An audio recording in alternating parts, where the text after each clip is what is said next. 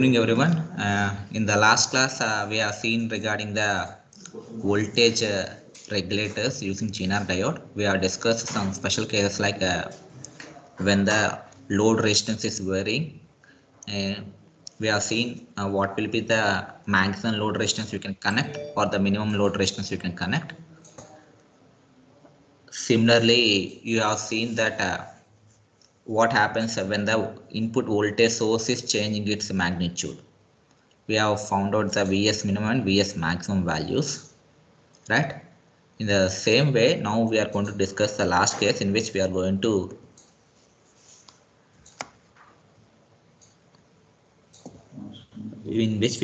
check the condition when we are changing the series resistance Rs. Okay, so please respond if my screen is visible to you or not. No, sir. Just a minute. Yes, sir. No. Now it is visible, right? Now is it visible? Yes, sir. No, sir. Yes, sir. Yes, Yes, sir. It's visible, sir. Okay, fine. So what we are doing in this case is we are changing this Rs. Okay, we are changing the Rs value.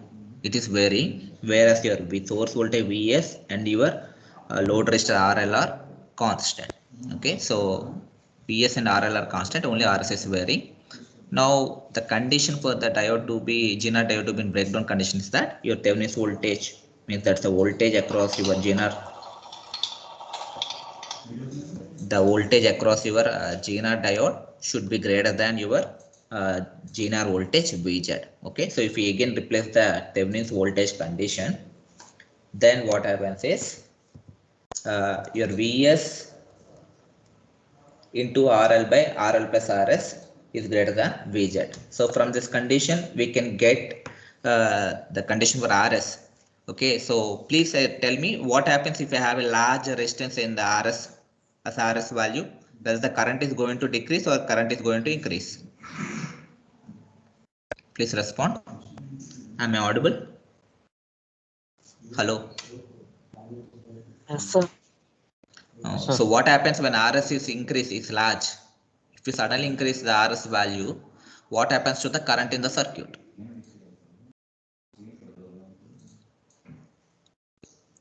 What is the property of resistor? What's the property of the resistor? When the resistance increases, current is going to increase or decrease? Decrease. Decrease. So supply voltage is constant. We are not changing that.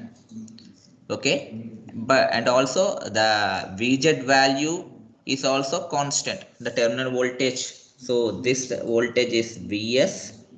This voltage is Vz. Okay. So obviously, if you are going to increase the Rs value, then your Is is going to decrease. In case if you are decreasing the Rs value, then Is is going to increase. So lower the resistance, higher will be the current. Higher the resistance, lower will be the current. Okay. So for example, initially consider that you are increasing the Rs value. So if you are increasing the resistance value, then what happens? Your current is going to decrease, right? So you also know that across the RL, across the load resistor also your voltage is constant at Vz. Okay, so the current through IL, what is the will be the current through IL? IL current will be equal to Vz by RL. This value will remain constant. So if there is any change in the Is, that change you will observe only in the GNR diode only. Okay, so if there is a increase in Is, that increase will be contributed by this increase in the GNR current. If there's a decrease in the Is, that decrease will be, you can observe in the decrease in the GNR current. Okay, whereas your IL will remain constant. Okay, so IL will remain constant. Okay, so if we have, let us say that we have a very large resistance Rs, we are increasing the resistance such that your Rs has become a very large value, such that your Is will reach a maximum value Is max, in which case your IZ will reach the maximum value IZM or IZ max. Okay. So in such a condition, we'll check the limit, maximum limit. Okay. So for RS equal to RS max, we have your still your diode is in breakdown region, so that your Thevenin's voltage will be still be equal to VZ. Okay. So now if you check this condition, for that you will get Vs into RL by RL plus RS max is equal to VZ. I'm simply replacing with RS max. That's it. Okay. So from this you will get RS max value as, if you rewrite this equation, you get RS max is equal to RL into Vs minus VZ by VZ. Okay. We'll consider for if you are reducing the RS value. So if you are reducing the RS value, then IS will become maximum. Okay, IS max, and IZ will become IZ max. Okay. So when RS is equal to RS minimum, IS will be equal to IS maximum and IZ is equal to IZ maximum.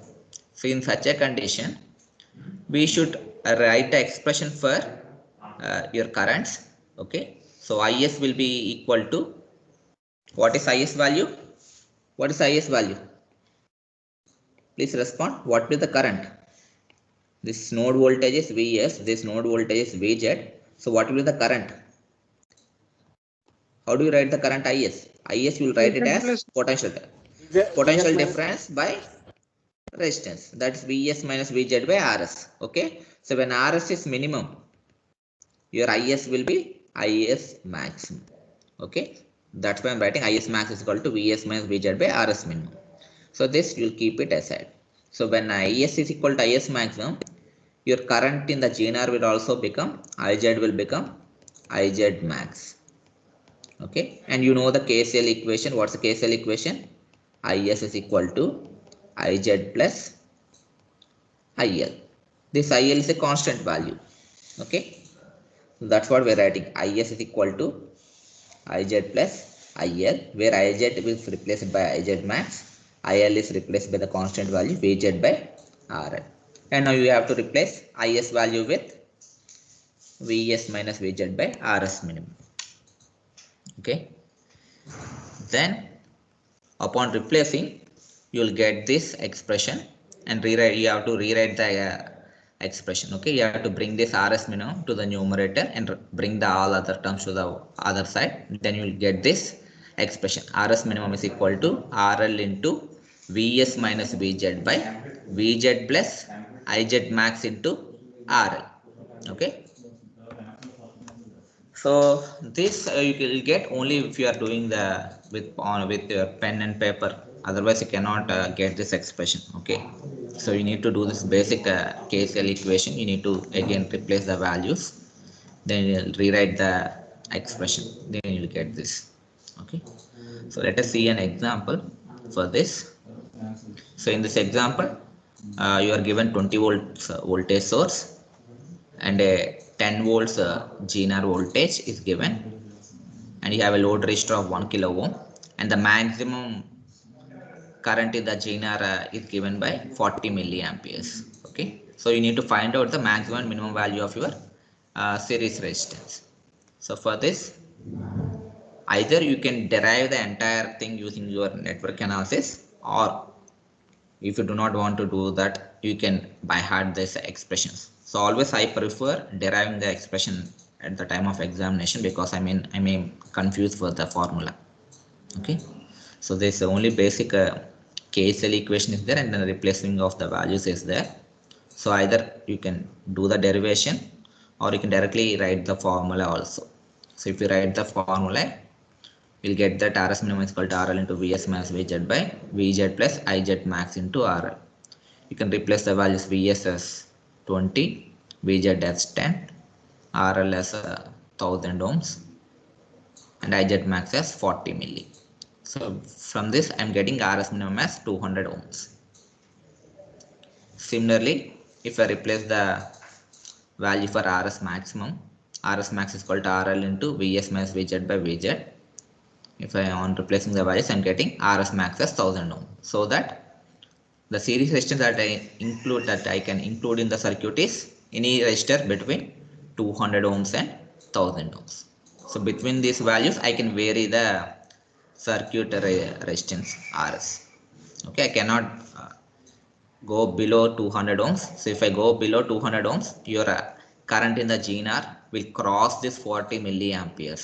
So more than IZ max will flow in the GNR diode, which is going to burn your GNR. Okay, and if you are going above 1000 ohms, then what happens? Your voltage across this GNR diode will go below your breakdown voltage, and your GNR diode will no longer will be in the breakdown region. Okay, so it will not act like a voltage regulator. So with this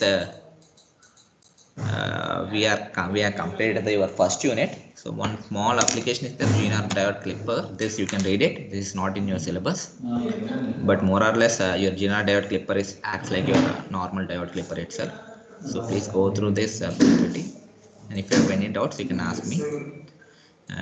Okay, so with this we are come to an end with our first unit.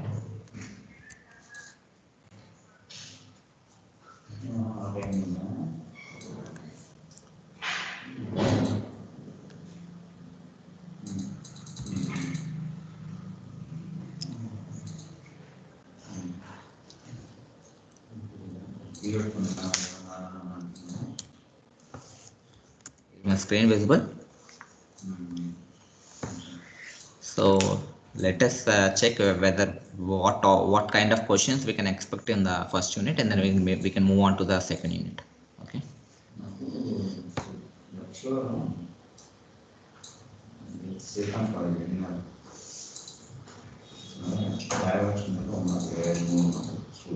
Is my screen visible to you? Is my screen visible to you? Yes, sir. So in the syllabus Yes, sir. template that we have given in the canvas, you can see this sheet. Okay, cluster 1, cluster 2, and so on like this. So we have 10 topics. Okay, CG1, okay, and CG2. So from each of this topic, you can expect 2 questions. Okay, in the question bank. So from every topic that is mentioned over here, you will be expecting 2 questions compulsorily.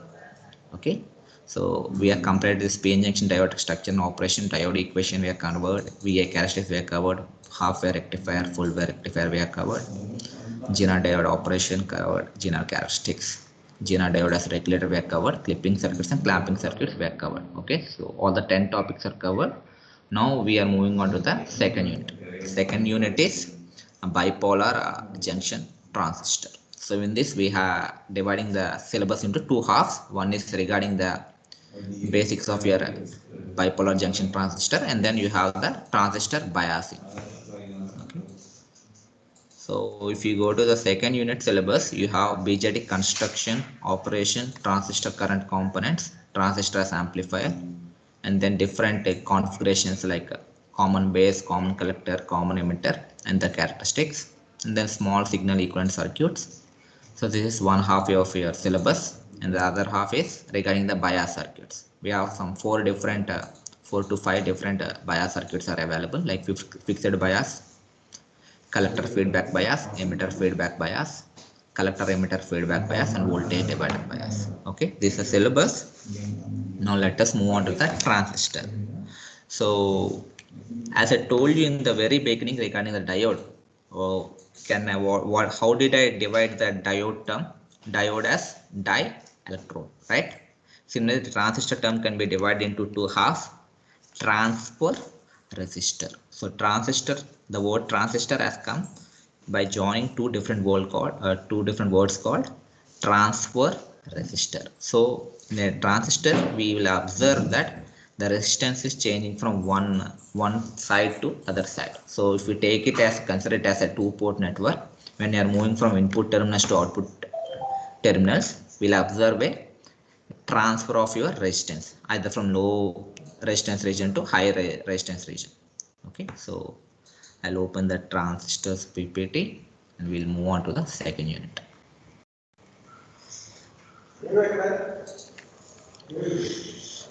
So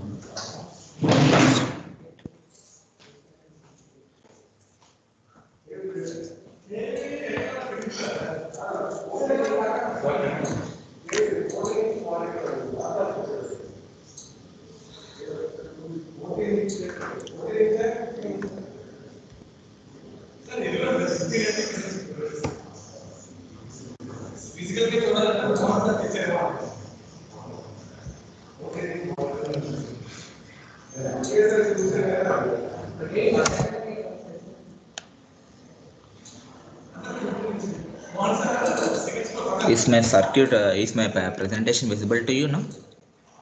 Yes, sir. Okay, so Yes, sir. are you Yes, getting the sir. presenter view or you are only seeing the slide? Please tell me if you are seeing the presenter view or you are seeing the slide. What? Present, Slide, please. sir. Only the slide, right? You are not seeing any other options, right? Okay, fine. Okay, so this your second unit, bipolar junction transistors. Okay. So in today's class, we'll be discussing only the introduction part, and we shall, if time permits, I will continue with the transistor current components. So earlier days, the amplification was done using your vacuum tubes. So the very first beginning of a semiconductor was with your vacuum tube technology. Okay, they were later replaced by these transistors. The basic advantages of transistors over vacuum tubes is that the operating voltage is required is low, efficiency is much better, and the vacuum tubes used to be very large. So compared to that, transistors were very small and they're also rugged in nature. So they are not easily damaged. Okay, and they also do not require any extra means large power for them to work. Okay, and then as I told you earlier, the transistor word has come from two combination of two words, transfer resistor. So while you are doing the amplification transistor, so amplification means increasing some value. For example, if you are giving a input current signal, a low current signal, if you want to increase the magnitude of that current signal, you can do that by giving it at the input terminals of a transistor. So when you are giving a low magnitude input current signal to the transistor, at the output terminals you will observe a magnification of your current signal. Okay, so this is achieved because in the input side low resistance region, whereas at the output side you will observe a high resistance region. Okay, so by this you will see some kind of amplification. So this transfer of resistance from low resistance region to high resistance region is happening. That's why we call this device as transfer resistor or simply transistor. Okay, so these transistors can be broadly classified into two types.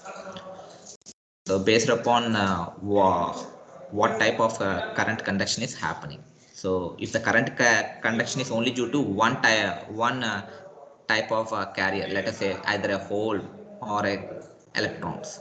So only the current conduction is either due to holes or due to the electrons, depending on what type of device we have taken.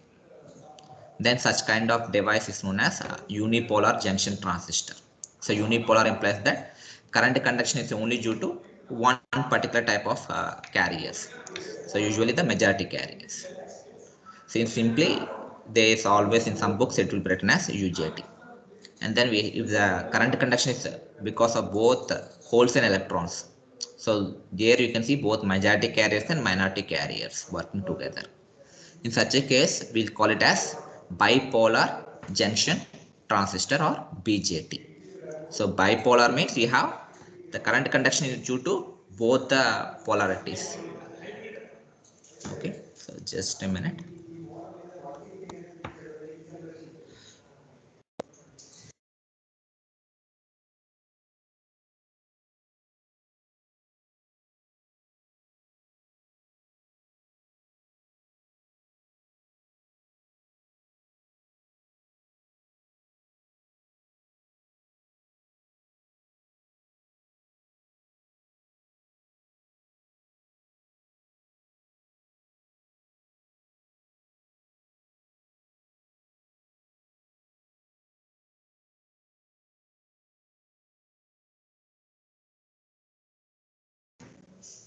Am I audible?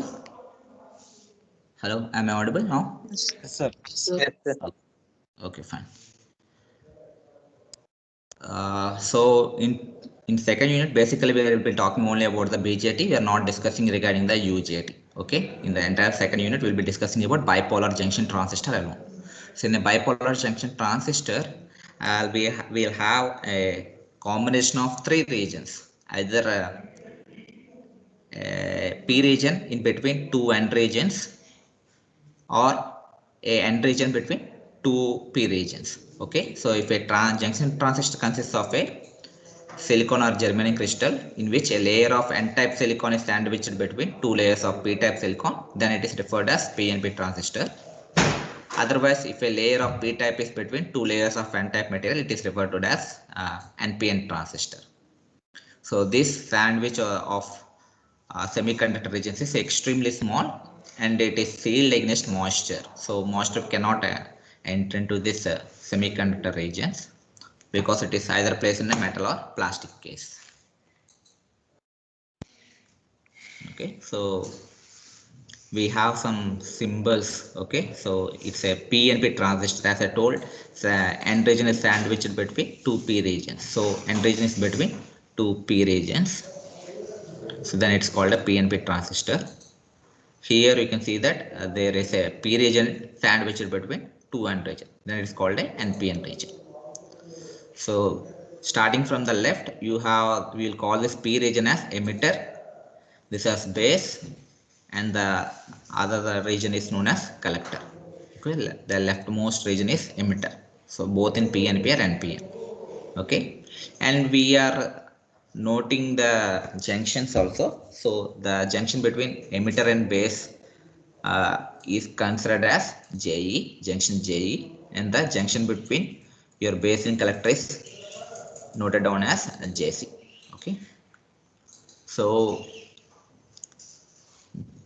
this is the symbol for your transistor. So in the symbol, we'll take the emitter, base and collector, and then you will write this arrow head is there, right? This arrow head is always pointed between emitter and base, and the arrow is always pointed from p-type region to n-type region. So if you take a PNP type transistor, so in a PNP type transistor, what is the emitter? What type of material is emitter? Please respond. In a PNP transistor, emitter is which type? P type. Base is N type. So the arrowhead is always pointed from emitter to base in a PNP transistor. Whereas if you consider for NPN transistor, in NPN transistor, base is P type, emitter is N type. So your arrowhead is between emitter and base, and it's pointing from base towards the emitter. So only thing you need to know is that always arrowhead is between emitter and base, and it is pointed in the direction of from p-type region to n-type region. Okay, or I can simply say that it is in the direction of the forward bias of your emitter base junction. So emitter base junction, if it is forward bias, okay, so for a PNP transistor, it will be emitter base junction is forward bias if emitter is given positive supply, base is given negative supply. So then the direction of current will be from emitter to base. Okay, in NPN transistor, so this will be in forward bias when emitter is given negative terminals and base is given positive terminal, and the current will flow from base towards emitter. Okay, that's what we will be seeing. The three portions of transistor are known as emitter, base and collector. Arrow on emitter lead specify the direction of current flow when the emitter base junction is forward bias. Or the best way to remember is that always the current direction is from P to N. Okay. The emitter base and collector currents IE, IB and IC are assumed positive when the currents flow into the transistor. Okay. So we are assuming the current directions to be positive. Okay. And the symbols for the voltages are written as VEB, VCB and VCE.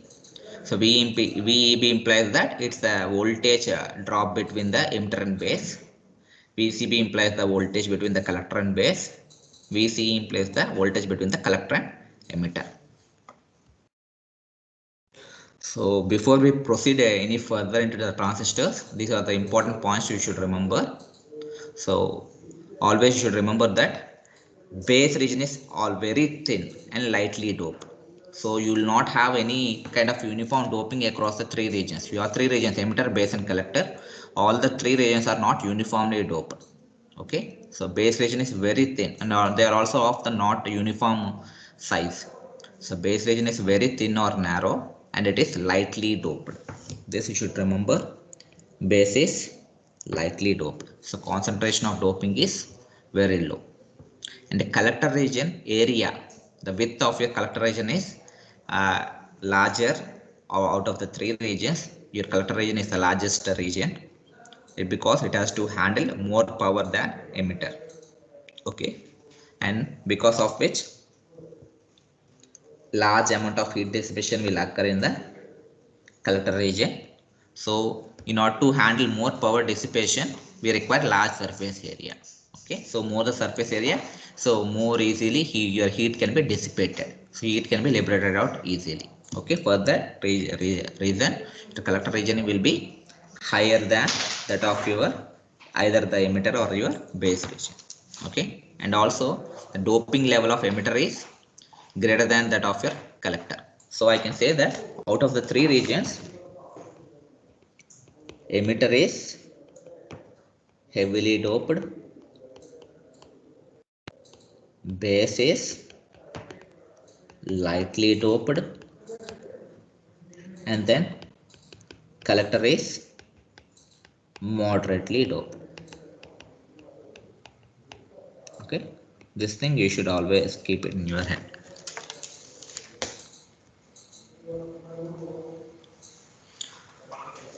So sometimes some people might compare a junction diode with that of a transistor. So sometimes we can compare in construction wise. So you may have a combination of diodes like this. So let me draw here.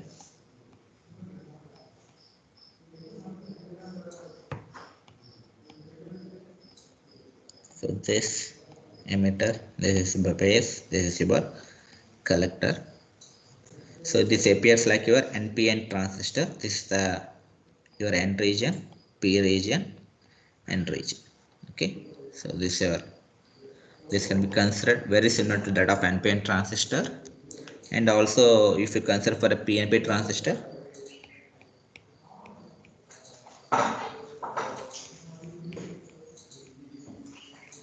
emitter, base and collector. This for a PNP transistor. Okay, so your emitter is P-type material, base is N-type, and your collector is P. So you may consider, sometimes some people might compare a transistor as that a connection of your PN junction diodes in the back-to-back vice connection. Okay, but however we cannot compare the both in their contrasted with in some perspectives, because the dope, as I told you earlier, the doping levels across these three regions like emitter, base and collector are not uniform in a transistor. So you cannot connect two different two identical p-n junction diodes back to back to get this kind of doping levels. Okay, and then in the transistor, when the emitter to base junction is forward bias and the base to the collector junction is reverse bias, current will flow due to the process called diffusion.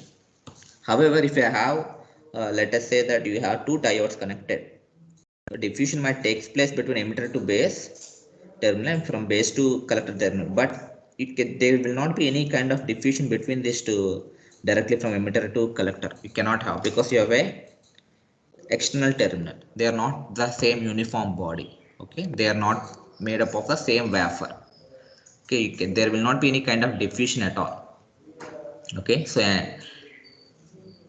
whereas in a transistor, you will see that almost the entire emitter current will be able to reach the collector through the base, and the base current will be very small, negligibly small. Okay, so that's why you cannot compare back-to-back connected diodes to replace a transistor. Okay. Now let us see the potential distribution like earlier. So in a PN junction diode also we have drawn this potential distribution diagram. So there you have seen that. So you need to answer me. So what happens if a PN junction diode is forward biased? What happens? How will be your potential barrier? Will it be increased or decreased? It will decrease, sir. Your depletion layer width will decrease, and height of the barrier, height of your potential barrier, decrease or increases? Yes. Increases. Forward bias. Forward bias. In forward bias, Decreases. decreases.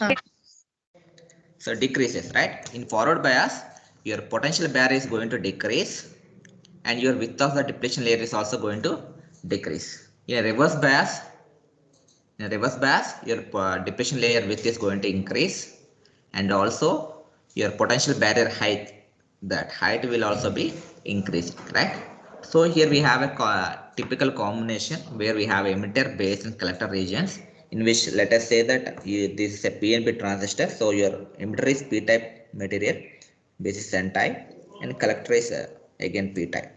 So between the emitter and base, you connected a VEB such that your emitter is having a positive terminal and your base is connected to the negative terminal. So what happens to your emitter base junction? So can you consider it as a forward biased PN junction diode? Can you consider it Yes, as sir. a forward biased PN junction diode? Yes, Okay. sir. Okay. So you see in this diagram a dotted line, right? So this is a dotted line. Represents the potential distribution to the transistor when it is unbiased. So when you are not connecting any voltage source to the terminals. Okay. So in that case, you can see that between the emitter to base, there is a barrier is there. This is a potential barrier. So this is your potential barrier when there is no supply voltage is there.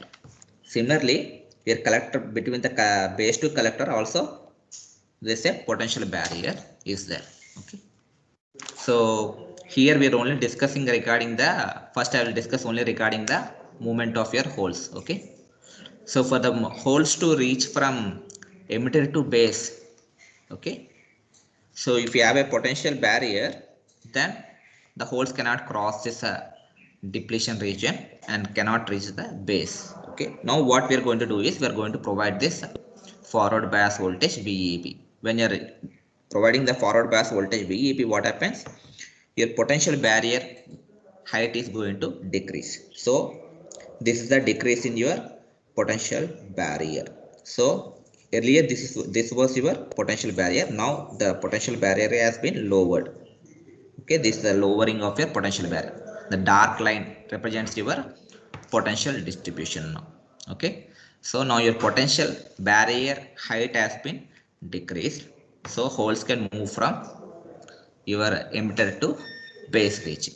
Okay, and then your collector base region is reverse bias, right?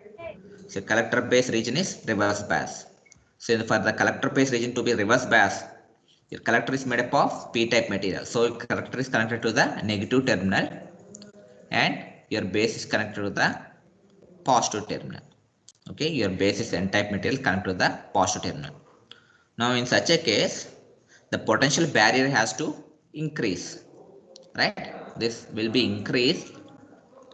So what we are doing, this is the earlier potential height. Now it has been increased to this level. So this is the new potential barrier height. However, once the holes have reached the base region, they are not crossing the from base to collector in a upward hill movement, but they are going down a downhill movement. Okay. So what are the holes that have reached the base? They can be easily crossing from base to collector region, and they will be entering the collector region. Okay, from the base to collector, all the holes will be able to easily move, because for the base to collector junction, it's a downhill movement of your holes. It is not your uphill movement. Okay. So this is open circuited potential barrier height and then you will see the changed potential barrier height. And then if you recheck this space charge relation width, you will see that effective width of your base is now going to reduce. Okay, earlier this was your base width. Now it has been reduced to this portion. So this width has been this area, a width has been reduced. Okay, so when you're connecting a forward bias voltage across your emitter base junction and reverse bias voltage across your collector base junction, in such a scenario your effective width of the base is going to reduce.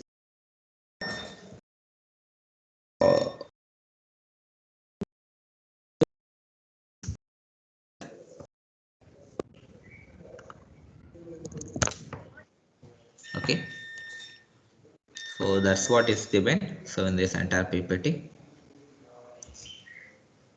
Now the next topic is the transistor current components.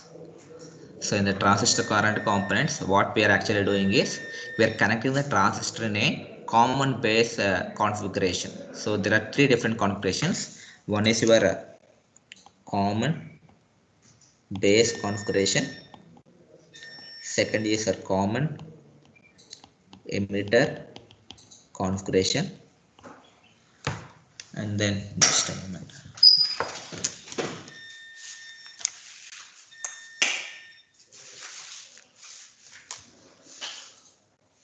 And then you have common collector configuration. So in a common base configuration, your base terminal, this is your base terminal. This is common to both the input ports and the output port. For the input port, you have between your emitter and base. Output port is between your collector terminal and base terminal. So your base terminal is common to both the input and output ports. That's why it is called as common base configuration. Okay, in a common emitter configuration, your emitter terminal will be common to both the input port and output port. So each port will have two terminals. Okay, so one is a I can say a return line. So one is here in going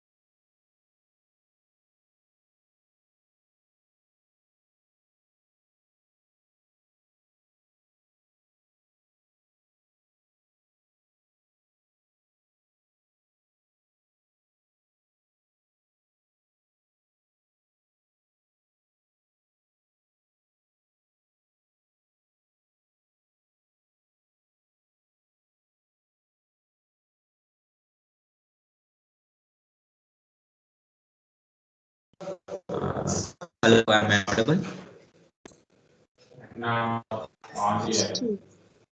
Yes, sir, you're audible. Okay, sorry. This power disruption because of which the Wi-Fi got disconnected. Okay, so I'm connecting to the mobile network now.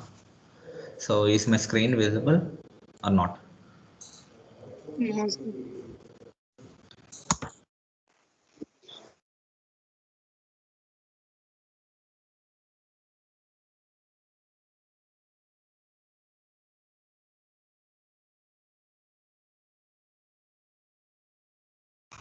So please bear for a minute.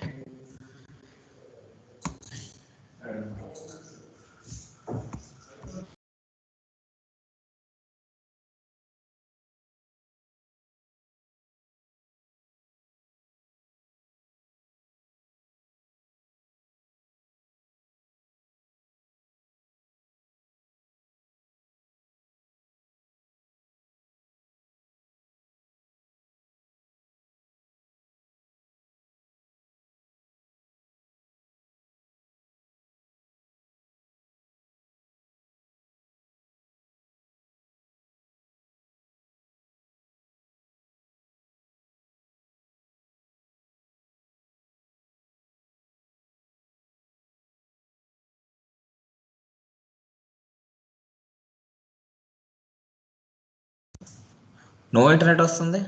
Okay, ఇప్పుడు వచ్చింది.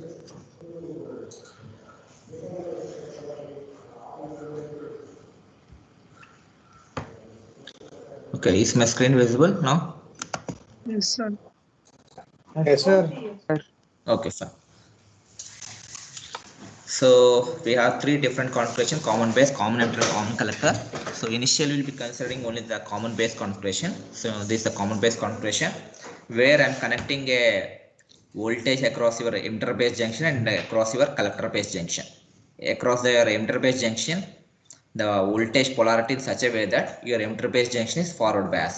So which terminal of the battery will connect to the emitter, whether it's a positive terminal or a negative terminal. I'm considering a PNP transistor. I'm considering a PNP transistor. For a PNP transistor, you have your emitter base regions like this. So emitter is P type, base is N type, and collector is P type. Now which terminal of the battery should be connected to the emitter, whether it's a positive terminal of the battery or a negative terminal of the battery? Positive, sir. Positive. So positive terminal of BEB is connected to the emitter terminal and negative terminal is connected to the base. Okay. Similarly, for the VCB, that is the battery across your collector base junction, you have a reverse bias mode. So your collector, which is a P type material, should be connected to the negative terminal. You have your base, which is N type material, should be connected to the positive terminal. So this is the forward bias region. This is your reverse bias region. Okay. So the connection should be in such a way. Now if you see the current in the external circuit, let us consider the current, your emitter current as IE. So the external circuit, that is through the wire connected to the battery, you have current flowing into the transistor, considered current to be IE. Okay, so this IE is made up of two different currents.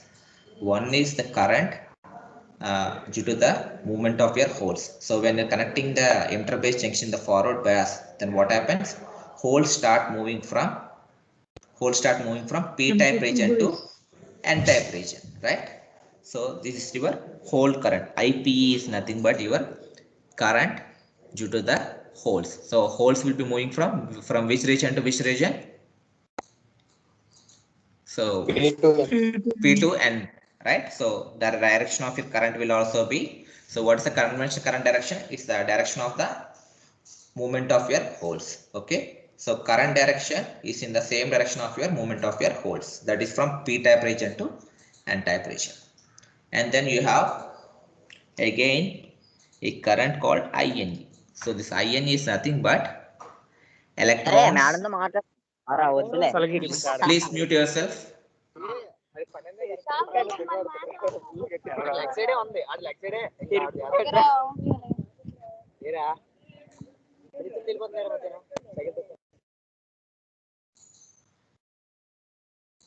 Okay. Am I audible now? Sir. Okay. I think there's some kind of nuisance from some of the students. So please mute unless and otherwise it is required. Okay. So we have another component of current called electron current. This electron current is nothing but electrons moving from n-type region to. So holes will be moving. So holes will be moving from p-type to n region, whereas electrons. So electrons will be moving from n-type region to p-type region. Okay. So electrons moving from n-type base to p-type emitter, whereas holes will be moving from p-type emitter to n-type base. So whereas the current direction, as you know, the conventional current direction is opposite to that of the movement of your electrons. So if the electrons are moving from base to emitter, we will be considering the current direction from emitter to base. Okay, that's why we are writing the ING from emitter to base. Okay, can you see this? Now this IPE and ING will together constitute this IE. So if we apply a KCL at this node, okay, so can you write the KCL equation for me at this node? So please tell me what will be the KCL equation.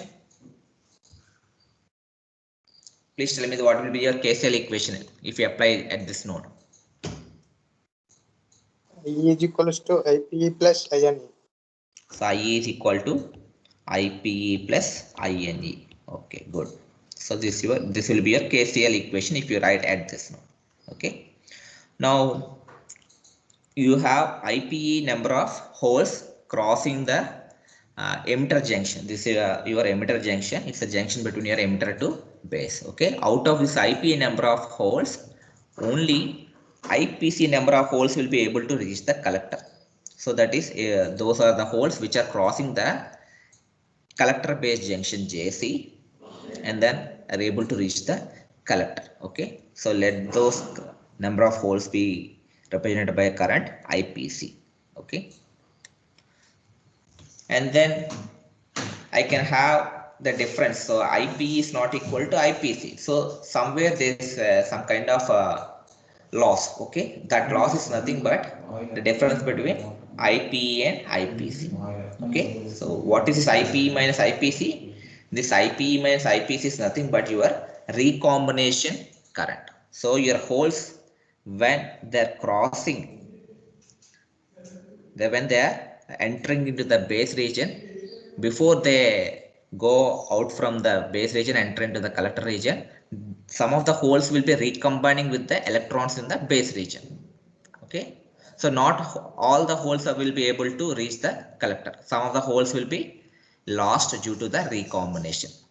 That loss of your holes is represented by this difference IPE minus IPC. So this is nothing but recombination of holes with electrons. So if the holes are lost, so will be your electrons. Okay, so even electrons will also be lost.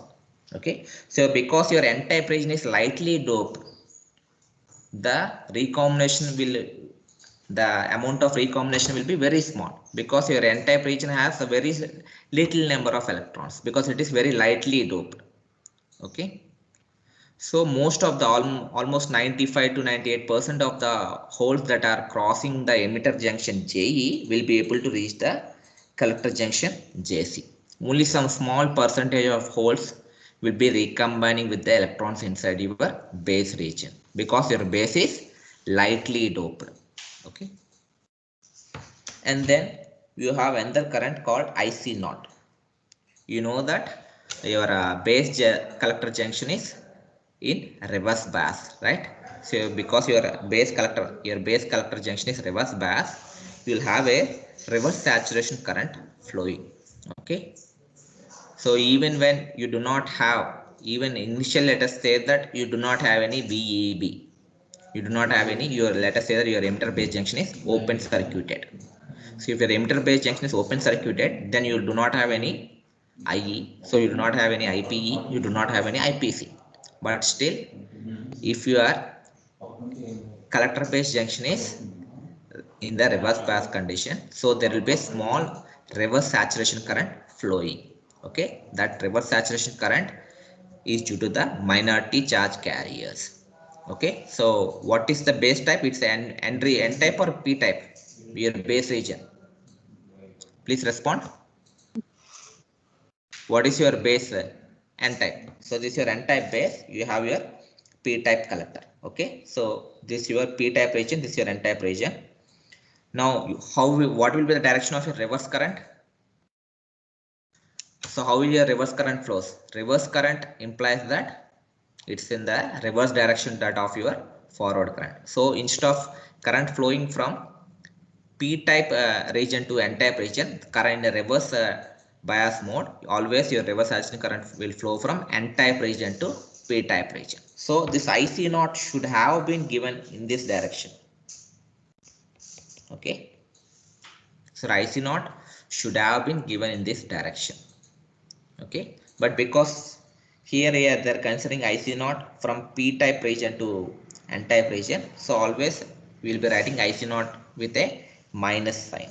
Okay, so whenever you're representing in the equations, you have to write IC naught with a negative sign. Okay, that you should keep in mind. But otherwise, in general terms, if you are speaking, IC naught should be moving from N type region to P type region. Because it's in the reverse, it's a reverse saturation current. Okay,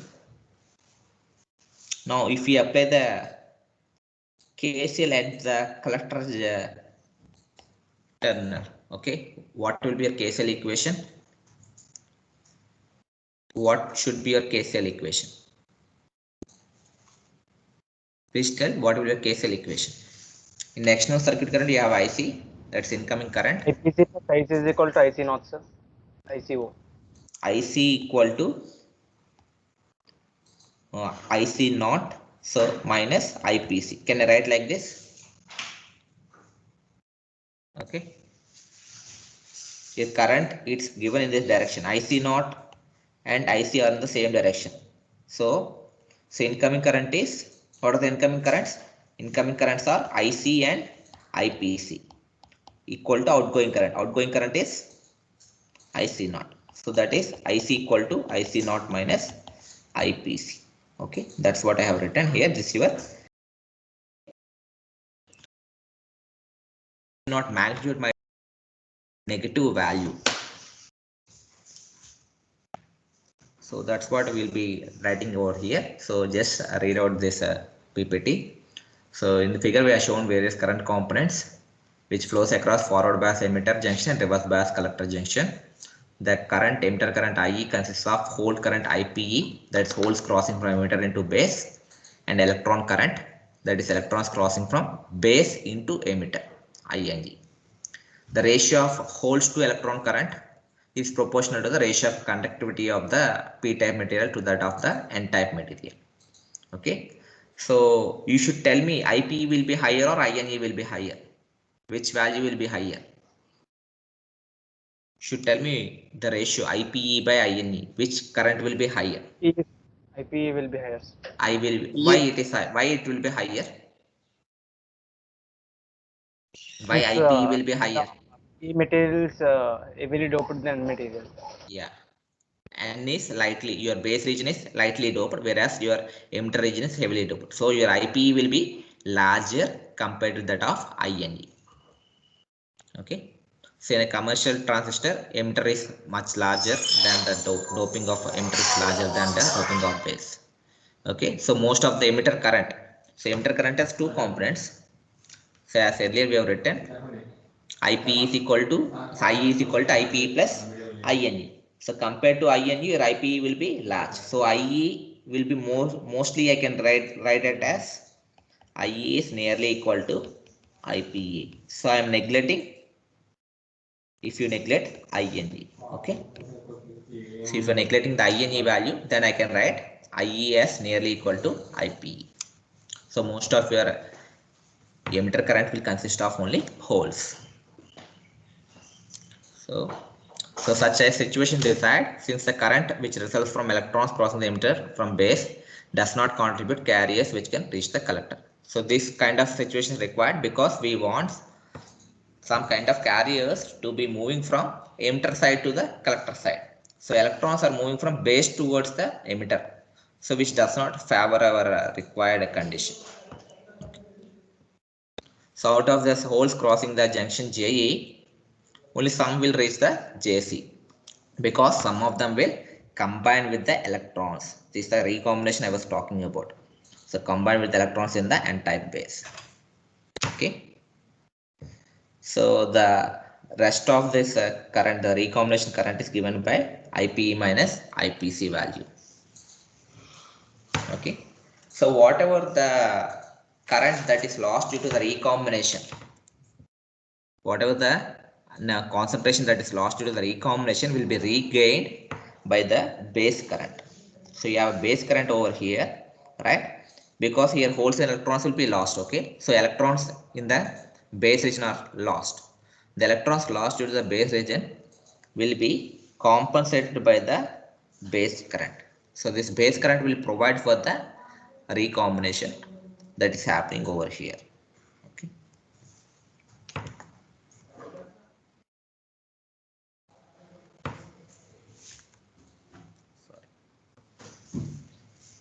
So initially let us consider that your emitter is open circuited. So if your emitter is open circuited, your IE will be equal to 0. Okay, so if there is no voltage connected, so if you think that you are not connecting any voltage source over here, then obviously your IE will be equal to 0. If your IE is equal to 0, obviously your IPE will be equal to 0, and then IPC will also be equal to 0. Okay. So under these circumstances, base and collector will act like reverse biased diode, and the collector current IC would be equal to the reverse saturation current IC naught. Okay, so we can write IC as IC naught minus IPC. So this is the equation we got from the KCL. So I think we have written here this equation that IC equal to IC naught minus IPC. The same equation we are writing here. Okay, so this IC naught consists of holes moving from across JC from left to right, that is from the base to collector. As I told you that IC naught should have been in the given direction from base towards the collector. However, we have assumed the IC naught direction instead of from left to right, we have written as from right to left. Okay, for a PNP transistor. So IC naught is negative. Okay. Whereas for NPN transistor, your IC naught value will be positive in the magnitude wise. So now we defined some different parameters regarding these current components. The first parameter that we will be discussing is your emitter efficiency. Okay. So I think it's already 3:50. So I'll quickly finish this topic. Okay, so emitter efficiency defined as simply as a ratio of the current of injector carriers at emitter junction to the total emitter current. Okay, so gamma is nothing but current of injector carriers at junction, emitter junction, and to the total emitter current. Okay, so what is your current of injector carriers? You go to this one, to this diagram. So what is the current injected into the base at the junction JE? IPE, sir. IPE. So this is the current that is injected over into the junction, into the base at the junction JE. Okay. Whereas this INE is should be actually electrons are moving from base to the emitter. So this we are not considering. This IPE only we are only considering. Okay, these are the holes crossing from your P side emitter to the N side base. Okay, so your gamma emitter efficiency gamma is nothing but your IPE divided by what's the total current at the emitter terminal, that is IE. Okay, your gamma is given by IPE by IE. Okay, again, can you write the IE? What is IE now? IE can be written as IPE plus INE. INE. So that's what we are going to write. So we'll be writing gamma as IPE by I, or I can write it as IPE by IPE plus IN. Okay. That's what we are going to write over here. And then we have something called transport factor beta star. So this transport factor beta star is nothing but it's a ratio of the injector carrier current reaching the junction JC to the inject carrier current at emitter junction. So we'll go back to the previous slide. So I'll erase all this.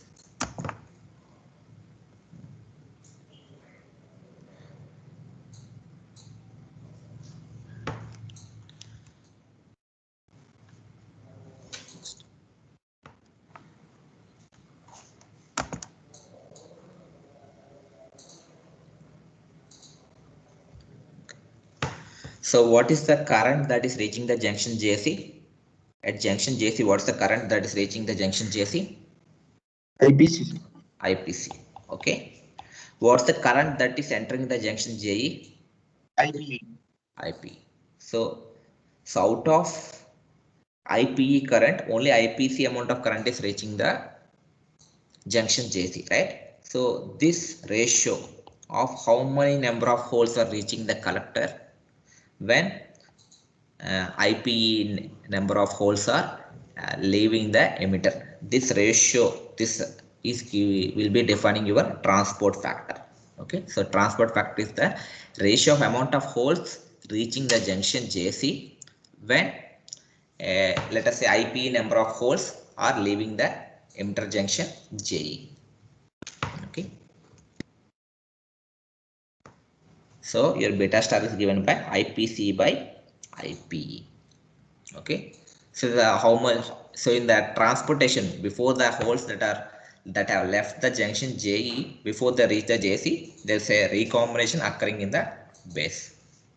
Okay, so I already told you that the recombination is a large value or a very small value. Please tell me, your recombination is a very large value or a small value? Hello, please Small respond. value, sir. Small. Why it is small? Why it is small?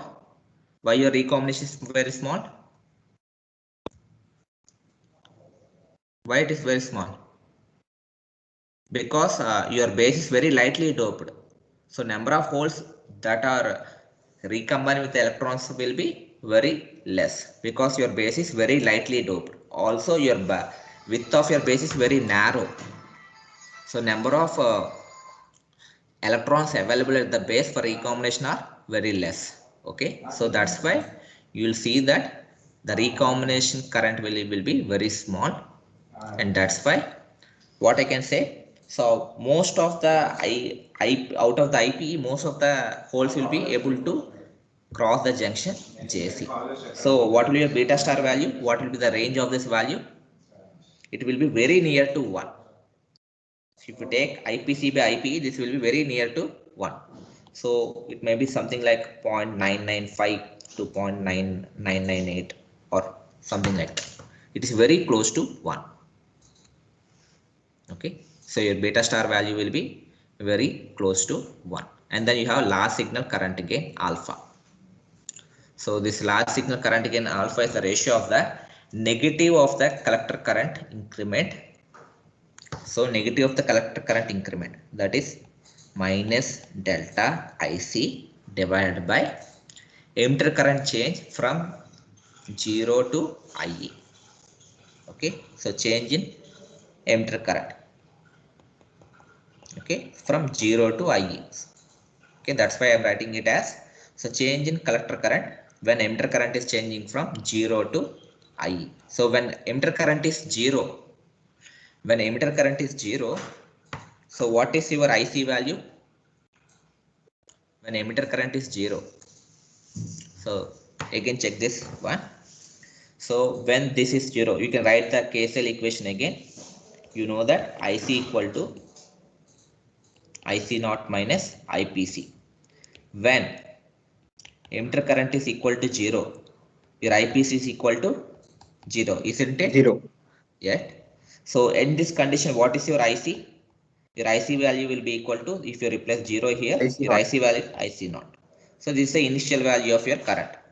And again, when you have your emitter current, then you will be your this IC old is IC naught. IC new will be IC naught minus IPC. Okay, so what is your delta IC? IC new minus IC old. So if we write, it will be minus IPC. Okay, so delta IC is minus IPC. Okay, you can. So I can write it as minus your alpha will be equal to minus IC naught by this will be IC minus IC naught, or I can write it as minus of minus IPC divided by your IE old is equal to 0, your IE new is equal to I. Okay, so delta E is equal to IE new minus IE old, that is equal to I. So I can write alpha as IPC by IE. Okay, that's why I can write alpha as equal to IPC by IE. Okay, so this IPC by IE, I can again divide this equation, this ratio into two parts. So I can multiply and divide with IPE. Okay, so now what is IPC by IPE? What is IPC by IPE value? So ratio of the Transport IPC factor. is a transport factor. So it's a beta star. What is IPE by IE value? It is emitter efficiency gamma. Go back. Sorry. Go back. Your gamma is IPE by IE. Okay. Your beta is IPC by IE. That's what we are replacing over here. So this is your beta star. This is your gamma value. So I can write alpha is equal to beta star. So beta star into gamma. So this equation derivation is very important from exam point of view. Okay, we'll discuss the remaining things in the next class. So once you go home, once you have a free time, what you need to do is you need to open this Milliman Hawkins textbook. So there you have this topic of transistor characteristics. It's maybe unit 7 is there. You please go and refer to that. And if you have any doubts, you can post either in the WhatsApp group or in the Canvas. So please use the Canvas discussion group. Till now, nobody has posted anything in that. So one more thing I want to convey. On Wednesday, there may not be your your analog electronics class during the regular class hours.